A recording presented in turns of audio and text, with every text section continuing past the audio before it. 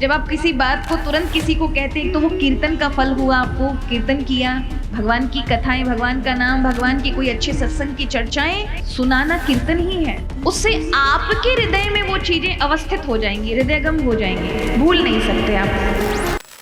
हम बस एक ही काम नहीं करते महाराज, सब करते हैं। आपका नहीं कह रही हूँ, बाकी सबका कह रही हूँ। हम बस बोलते ही बोलते हैं, सुनते नहीं है। और आज यही सबसे बड़ी महाराज परेशानी है कि जो सबको शिकायत है कि कोई उनकी सुनता ही नहीं है। पत्नी कहती है पति नहीं सुनता, बच्चे कहते हैं माँ नहीं सुनती, माँ कहती मेरे बच्चे नहीं सुनते, गुरुजी कहते हैं चेला नहीं सुनता। हम तो कह रहे हैं हम श्रोता तो हमारे सुनते ही हैं, पर बात यह है कि कोई किसी की नहीं सुनता है। और यदि सुनने लग जाए, सबसे बड़ी शांति घर में आ जाएगी।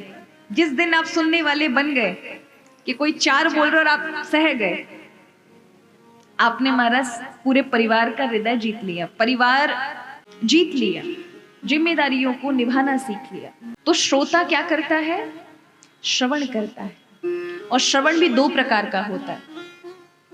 एक होता है मक्खी की तरह श्रवण करना, और एक होता है मधु की तरह श्रवण करना, मधुमक्खी की तरह श्रवण करना। सार सार को गहे, सुने, लेकिन जब लगे कि ये बात मेरे काम की, उसे ग्रहण कर ले।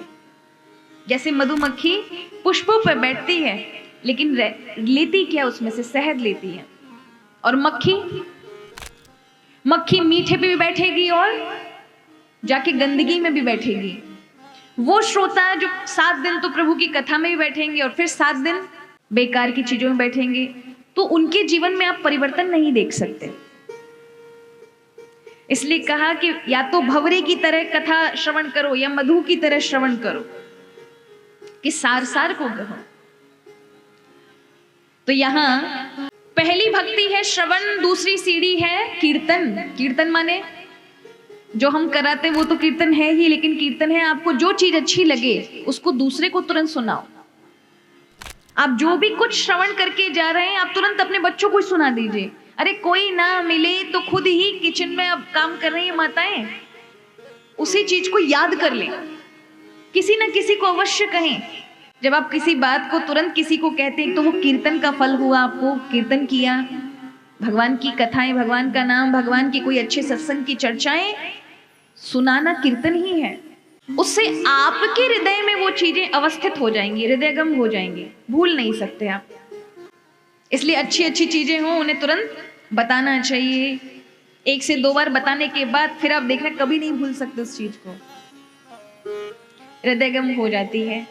और अगर आप बार बार उसे सुनाते हैं तो एक समय आता है कि आपके आचरण में उतर जाएगा, आपको पता भी नहीं चलेगा कि वो आपके जीवन में कब आ गई। तो श्रवण, कीर्तन, और तीसरा स्मरण।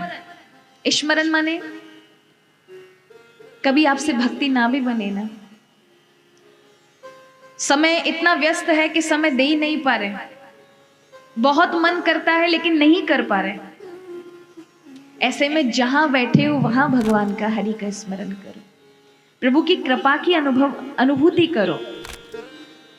हरि तुम्हारी हमेशा रक्षा के लिए खड़े हैं, बस तुम्हारा स्मरण प्रभु की ओर होना चाहिए, यानी याद करना।